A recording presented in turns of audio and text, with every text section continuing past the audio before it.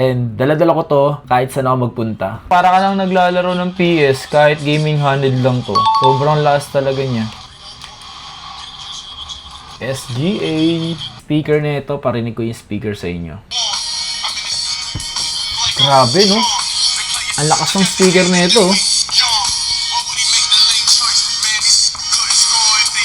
Diba?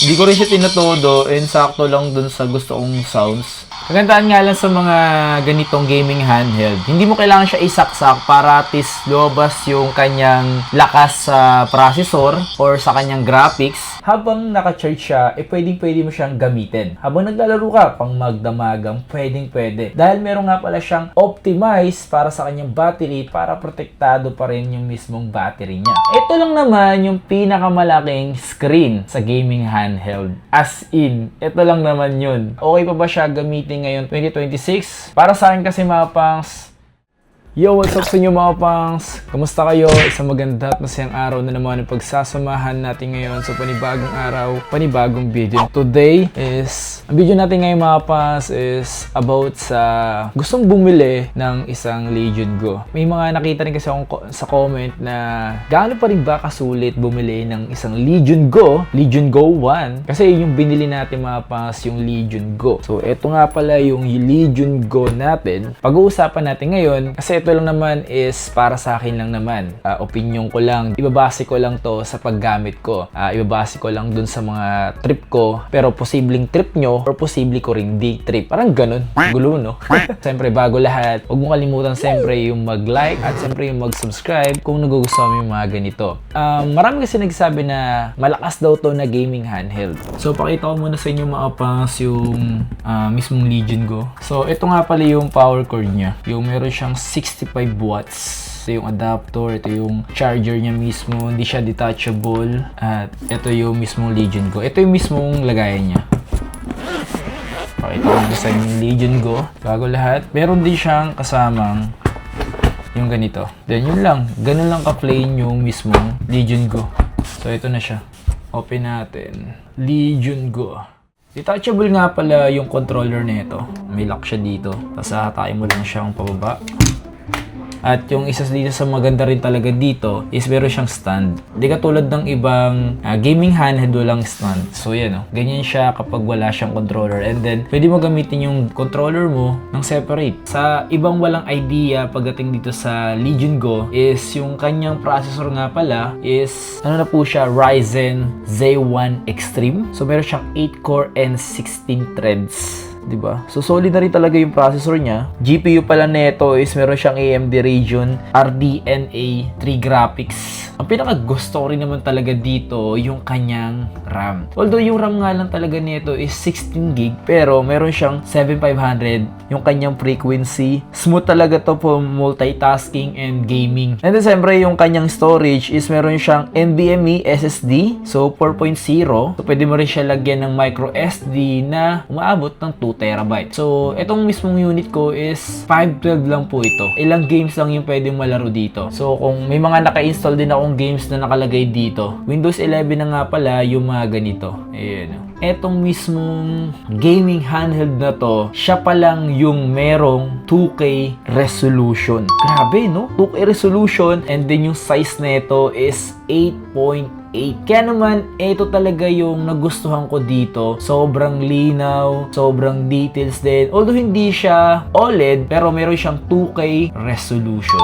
Not bad, di ba? And siyempre, meron siyang 144Hz. Isa rin na rin sa maganda yun. Then meron siyang 500 nits, brightness, for sharp and responsive visual. Pero not bad para sa 500 nits, di ba? So, aspect ratio nito is 16:10. Pwede ka naman mag-adjust dito kung ano yung mas prefer mo. Pero siyempre, naka-format naman talaga kung ano yung mismong aspect ratio niya, di ba? Pagdating naman tayo sa gaming. So, sa gaming naman is, ito talaga yung AAA gaming yung pwede mong malaro dito sa mismong Legion Go. As in mga kapangsam, nakakapaglaro dito. So, pwede naman kayo makapaglaro dito like kung kagaya ng mga Cyberpunk. So, yung mga gano'n, like yung Assassin's Creed. Yun yung mga pwede malaro dito na may stable siya na 30 to 40 FPS. Ang madalas kong nilalaro talaga dito siyempre is yung ganitong NBA. So, NBA talaga, as in fan talaga ako ng NBA. And meron naman akong PC at PS4, PS5 na nakakapaglaro din naman ako ng NBA. Pero siyempre pag lumalabas ako, di ko naman talaga sila kayang dalhin. Ito yung nadadala ko talaga and then dun ako naglalaro. And daladala ko to kahit saan ako magpunta. Para ka lang naglalaro ng PS kahit gaming handheld lang to. Sobrang lakas talaga niya. SGA. Uy, ganda nun, no? Na fake. Dang! SGA! Yung thermal naman nito is meron siyang cold front cooling. So, meron siyang performance stable. Pinakamalupit dito yung quiet fan niya. So, hindi mo talaga siya marinig na parang sobrang ingay ng fan nito. As in, kahit sobrang grabe yung paglalaro ko, as in, larong-laro talaga ako. Hindi ko narinig yung fan na parang sumisigaw. Hindi. Speaker nito, parinig ko yung speaker sa inyo. Grabe, no? Ang lakas ng speaker nito. Diba? Hindi ko rin siya tinatodo and sakto lang dun sa gusto kong sounds. Kagandahan nga lang sa mga ganitong gaming handheld, hindi mo kailangan siya isaksak para at least lumabas yung kanyang lakas sa processor or sa kanyang graphics. Automatic talaga kung anong graphics na meron siya, ganun yun na ipoprovide. Unlike sa mga laptop, diba? Sa laptop, kailangan mo muna siyang isaksak para mas magamit talaga yung graphics, diba? Eto hindi. Makikita nyo naman mga pangso, sobrang smooth pa rin ang paglalaro dito. You know, si Bron! Soblay lang. So, mapansin nyo naman mga pangs is talagang hindi talaga siya, 3 points boy. Sobrang kayang-kaya niya talaga NBA. NBA isa sa pinaka-solid na graphics yan. So, naglalaro din ako dito ng mga Valorant. And then, paano ako nakapaglaro ng Valorant dito? Ginagamitan ko lang siya ng mga keyboard at mouse. Siyempre, Crossfire, tong Ghost of Tsushima. Ayan. Ayan yung mga games na nilalaro ko dito sa mismong Legion Go ko. At sobrang dami ko pang games na nakasave dito. Ayan, ito ba iba kong mga games ang dami, oh. Yung iba kong games dito nakasave. Isa to sa mga nilalaro ko din dito, yung mga ganitong... Isa to sa mga nilalaro ko dito mga punks na games. Ayan, oh. Take ko. Ganda yun, no? Ganda rin laro yun, no? Ayan, isa ito sa mga nilalaro ko. So, hindi ko pa ito matapos-tapos kasi dami ko rin ginagawa, guys. Pupunta naman tayo sa battery niya at connectivity. Meron nga pala tong battery capacity na meron siyang 49.2. Na meron siyang super rapid charge. Mabilis lang siya makapag-charge. Na umabot lang siya ng 30 minutes. Ganon siya kabilis mag-charge mga pangs. Based dun sa napapansin ko, sobrang saglit lang, mga 30 minutes, ganon siya kabilis. Isa rin sa mga kagandahan dito sa paggamit ng Legion Go na to is habang naka-charge siya, pwedeng-pwede mo siyang gamitin. Habang naglalaro ka, pang magdamagang, pwedeng-pwede. Dahil meron nga pala siyang optimize para sa kanyang battery para protektado pa rin yung mismong battery niya. Huwag kayong mag-alala, baka isipin nyo masira yung mismong battery kapag naka-charge. Mapaprotektahan niya talaga yung mismong battery. So, eto nga pala mga pangs, yung sinasabi ko sa inyo. Then, punta kayo dito punta kayo dito. Eto, naka-optimize na siya. Naka-on na yung optimize battery charging. So, limit charging to 80% to extend battery lifespan. So, naka-open na siya. Once na naka-charge yung mismong, naka-charge. So, naka-open naman siya. Kaya okay na siya. Kiklik mo lang yung mismong Legion Go. Then, pupunta ka na rito sa mismong settings, controller. Ayan. Pupunta naman tayo sa kanyang connectivity. Meron nga pala siyang Wi-Fi 6E and then meron siyang Bluetooth na 5.2. Pagdating sa mga Wi-Fi 6, alam naman natin is karamihan is Wi-Fi 6 na talaga, di ba? Meron nga pala siyang dual USB Type-C. Dito at dito. Pero mga pangs, isa sa mga hindi ko talaga gusto dito, yung nandito yung mismong isang Type-C niya. Kasi nga, di mo talaga siya mapapakinabangan kapag nakaganyan sa baba, hindi mo na siya magamit. And posible mo lang magamit is kung bibili ka ng mismong docking station. Okay, mapunta naman tayo doon sa mga pros and cons nito or yung mga weaknesses, di ba? So, sa mga strength na meron dito. Pagdating naman sa strength nito mga pangs, ito lang naman is yung powerful hardware for gaming handheld PC. Isa rin sa mga nagustuhan ko dito is yung kanyang 144Hz Napaka-fantastic naman talaga ng ganong display para sa ganitong gaming handheld na mayroon 2K resolution. At siyempre, isa rin talaga sa mga trip na trip ko dito, yung kanyang detachable control. Papakita ko sa inyo yung mga binili kong accessories. Ito kasi mga pangs, pwede mo ilagay mismo dito yung mismong controller niya. Para ka rin gumagamit ng mga controller ng mga PS, yung mga ganon. Yung ganitong silicone or something na, para siyang silicone na case. If ever na gagamitin mo siya na pangdamagan para hindi talaga siya magasgasan. Kaganda rin naman talaga dito, na-expand mo rin naman dito yung kanyang mga storage. Especially dun sa kanyang micro na up to 2 terabyte na pwede mong ilagay. Ito lang naman yung pinakamalaking screen sa gaming handheld.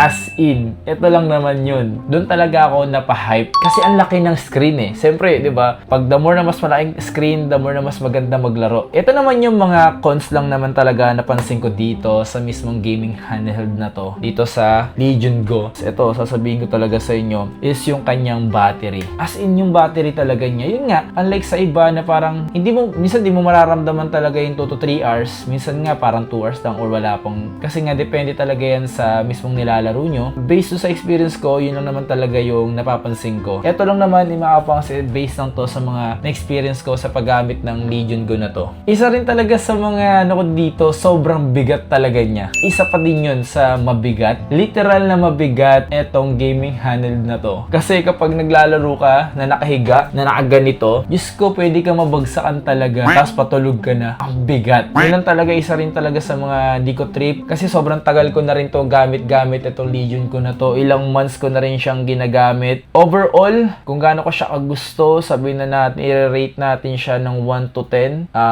Sabihin natin na konti lang naman yung mga hindi ko gusto. Sabihin na natin mga nasa 8 or 9. Hindi ko siya masabi perfect. Parang nag-rate lang talaga ako sa ganun.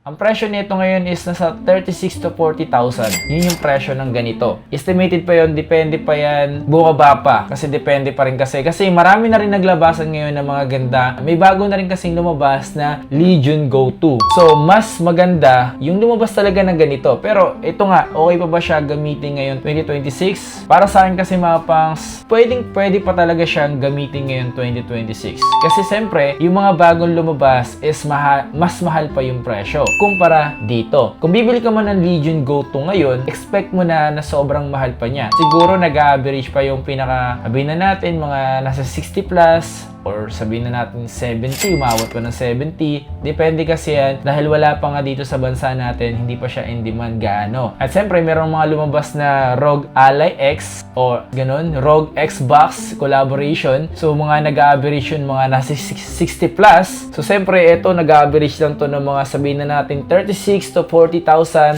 Kahit na paano, makakapaglaro pa rin naman dito ng mga heavy games. Kung bibili ka ng Legion Go, saan ka nga ba dapat bumili? Binili ko nga pala, itong Legion Go na to is binili ko nga pala sa My Big Game Shop. So, kung ilalagay ko na lang yung description, nandyan. Yung description nandyan. Kasi nag-ibenta sila ng mga second hand na goods pa talaga. As in, mga good as new, as light use lang. Pero kung gusto mo bumili ng mga brand new, meron din naman sila. Yung mga accessories, ilalagay ko na lang dyan sa mismong dito. Ayan, dito. Basta sa ilalim ng video na yan. Pero masabi ko siyang goods na goods pa rin bumili ng ganitong Legion Go ngayon 2K26. Para sa mga interesadong bumili. Kasi ako, matagal ko siyang gamit kasi ito lang naman yung gaming handheld ko. So, mas gamit na gamit ko talaga siya. And then, pinagamit ko na rin siya sa mga kaibigan, sa mga kakilala kung gaano kaganda. And then, isa lang nga lang talaga sa napansin nila is yung battery at yung bigat. Yung bigat lang talaga. Hindi ko lang sure kung isuswap ko ba siya, magkapalit ba ako ng panibago. So, abangan nyo yung video na yun. Pero, sa ngayon, yan lang muna mga pangs yung pwede kong ipakita sa inyo. So, kita kayo sa mga susunod na video. Huwag niyo kalimutan mag-like and mag-subscribe. Sobrang saglit lang ng video na to mga pangs. And yung review na to, hindi pa siya totally review. Gusto ko lang talaga ipakita sa inyo na or i-share sa inyo kung yung mga thoughts and ano ba yung gusto ko dito sa mismong gaming handheld na to. Tinanggal ko mismo yung controller, so ginawa ko siyang ganito. Para ka lang naglalaro ng PS kahit gaming handheld lang to. Sobrang lakas talaga niya. SGA. Uy, ganda nun oh, na fake. Bang! SGA! Grabe, no? Uy, foul. At least mga kapoks, binibigyan ko kayo ng mga sample ng mga ano dito sa Legion Go.